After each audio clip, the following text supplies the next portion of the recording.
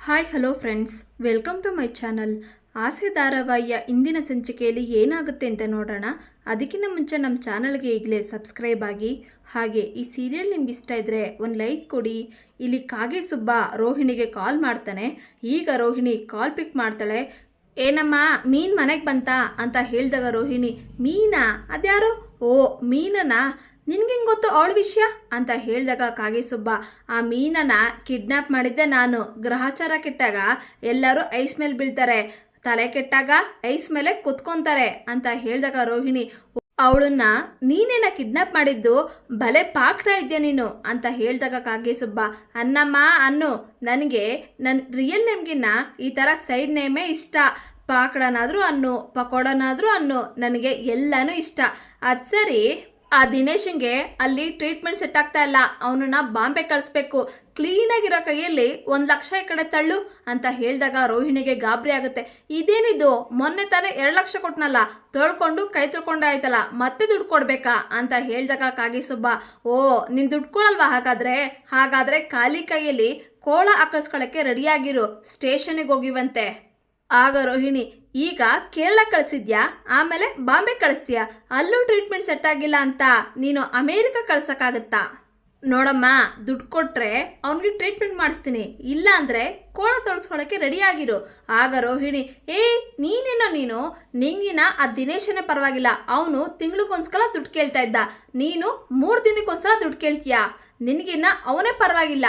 ಆಗ ಕಾಗೆಸುಬ್ಬ, ಬಿಸ್ನೆಸ್ಗೂ ಜಾಗ ಮೇಟ್ರ್ ಆಗುತ್ತಮ್ಮ.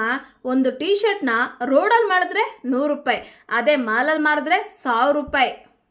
ನೋಡು, ನಿನಗೆ ನಾಳೆ ಮಧ್ಯಾಹ್ನದವರೆಗೂ ಟೈಮ್ ಕೊಡ್ತೀನಿ, ಯೋಚನೆ ಮಾಡು. ನಾಳೆ ಮಧ್ಯಾಹ್ನದಷ್ಟರಲ್ಲಿ ದುಡ್ಡು ಬಂದರೆ ನೀನು ಸೇಫು, ಇಲ್ಲ ಅಂದರೆ ನೀನುಂಟು, ನಿನ್ನ ಏರಿಯಾ ಪೊಲೀಸರುಂಟು ಅಂತ ಹೇಳಿ ಕಾಗೆಸುಬ್ಬ ಕಾಲ್ ಕಟ್ ಮಾಡ್ತಾನೆ. ಈ ಕಡೆ ಮೀನಾ ಮನೆಗೆ ಸ್ವೀಟ್ ತರ್ತಾಳೆ. ಆಗ ರಂಗನಾಥರು, ಕೊಡಮ್ಮ ಸ್ವೀಟ್ ತಿನ್ನೋಣ ಅಂತ ಹೇಳಿ ಸ್ವೀಟ್ ತಿಂತಾ ಇರ್ತಾರೆ. ಈಗ ಶಾಂತಿಯವರು, ಇದೇನೇ ಮೀನಾ ಸ್ವೀಟ್ ತಂದ್ಬಿಟ್ಟಿದ್ಯಾ ಅಂತ ಹೇಳಿದಾಗ ರಂಗನಾಥವರು, ಇವತ್ತು ಮೀನಾಗೆ ಕಲ್ಯಾಣ ಮಂಟಪದಲ್ಲಿ ಡೆಕೋರೇಷನ್ ಆರ್ಡರ್ ಸಿಕ್ಕಿದೆ, ಅದಕ್ಕೆ ಮೀನಾ ಸ್ವೀಟ್ ತಂದಾಳೆ ಅಂತ ಹೇಳಿದಾಗ ಶಾಂತಿಯವರು, ಓ ಅಷ್ಟೇನಾ, ಅದಕ್ಕೆ ಸ್ವೀಟಾ, ಸರಿ ಆಯಿತು ಕೊಡು ತಿನ್ನೋಣ ಅಂತ ಹೇಳಿ ತಿಂತಾ ಇರ್ತಾರೆ. ನಿಮ್ಮ ಅವನಿಗೆ ಕಡಿಮೆ ಕೊಡೆ, ಅವ್ರಿಗೆ ಮೊದಲೇ ಶುಗರ್ ಇದೆ ಅಂತ ಹೇಳಿದಾಗ ಮೀನಾ, ಪರವಾಗಿಲ್ಲ ಬಿಡಿಯತ್ತೆ, ಒಂದು ತಿಂದರೆ ಏನೂ ಆಗೋದಿಲ್ಲ ಅಂತ ಹೇಳಬೇಕಾದ್ರೆ ಮನೋಜರ್ ಬರ್ತಾರೆ. ಸ್ವೀಟಾ, ನಾನು ತಿನ್ನಲ್ಲಪ್ಪ, ಯಾವ್ಯಾವ ಲೋಕಲ್ ಅಂಗಡಿಯಲ್ಲಿ ತಂದಿದ್ಯೇನೋ, ನಾನು ಒಬ್ಬ ಬಿಸ್ನೆಸ್ ಮ್ಯಾನ್, ನಿಮ್ಗೆ ಹೇಳಿದ್ರೆ ಅರ್ಥ ಆಗಲ್ಲ ಬಿಡಿ ಅಂತ ಹೇಳಿದಾಗ ರಂಗನಾಥ್ ಅವರು, ಮೀನಾ ಆ ಸ್ವೀಟ್ನ ಮನೋಜ ತಿಂದಿಲ್ಲ ಅಂದರೆ ಏನೂ ಆಗೋದಿಲ್ಲಮ್ಮ, ನೀನು ಅವ್ರಿಗೆ ಕೊಡಬೇಡ ಅಂತ ಹೇಳ್ತಾರೆ. ಈಗ ಸೂರ್ಯ ಮನೆಗೆ ಬರ್ತಾರೆ. ಮೀನಾ, ಏನಮ್ಮ ಅಮೃತ ವರ್ಷಿಣಿ ಥರ ಆಗ್ಬಿಟ್ಟಿದ್ಯಾ, ನಿನ್ನ ಮುಖದಲ್ಲಿ ಖುಷಿ ನೋಡಿ ತುಂಬ ಖುಷಿ ಆಗ್ತಿದ್ಯಮ್ಮ. ಒಂದು ಕೆಲಸ ಮಾಡು, ಇವತ್ತು ಮನೆಯಲ್ಲಿ ವೆಜ್ ಬಿರಿಯಾನಿ ಮಾಡಿಬಿಡು, ನಿಮ್ಮ ಅಕ್ಕಪಕ್ಕ ಮನೆಯವರು ಮತ್ತು ಹೂ ಕೊಡ್ತಾರಲ್ಲ ಫ್ರೆಂಡ್ಸು, ಅವ್ರನ್ನೆಲ್ಲ ಕರೆದುಬಿಡು ಸಂಜೆ ಊಟಕ್ಕೆ ಅಂತ ಹೇಳ್ತಾರೆ.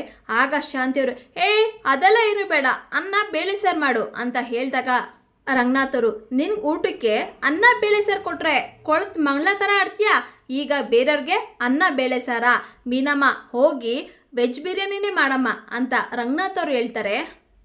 ಈಗ ಶಾಂತಿಯವರು, ಲೋ ಮನೋಜ, ನಾನು ನಿನ್ನ ಜೊತೆ ವ್ರತ ಮಾಡಲ್ಲ ಕಣೋ, ಮನೆಯಲ್ಲಿ ವೆಜ್ ಬಿರಿಯಾನಿ ಮತ್ತು ಕುರ್ಮಾ ಮಾಡ್ತಾ ಇದ್ದಾರೆ, ನಾನು ಅದನ್ನು ಊಟ ಮಾಡಬೇಕು ಅಂತ ಹೇಳಿದಾಗ ಮನೋಜರು, ಅಮ್ಮ ನಿನಗೆ ನನಗಿನ್ನ ಹೆಚ್ಚೇನಮ್ಮ ವೆಜ್ ಬಿರಿಯಾನಿ, ಅಮ್ಮ ಅದನ್ನು ಫ್ರಿಡ್ಜಲ್ಲಿ ಇಡೋಕೆ ಹೇಳು, ಅದನ್ನು ಬೆಳಿಗ್ಗೆನೆ ಸ್ನಾನ ಮಾಡಿ ತಿಂದ್ಬಿಡ್ಬೋದು ಅಂತ ಹೇಳಿದಾಗ ಸೂರ್ಯ ನಗ್ತಾ, ಲೋ ಮನೋಜ, ಅದನ್ನು ಬೆಳಗ್ಗೆ ತಿಂತೀನಿ ಅಂತ ಹೇಳಿದ್ಯಾ, ಮಿಸ್ಸಾಗಿ ರಾತ್ರಿನೇ ತಿನ್ಕೊಂಡ್ಬಿಟ್ಟಿಯಾ, ಹುಷಾರು ಅಂತ ಸೂರ್ಯ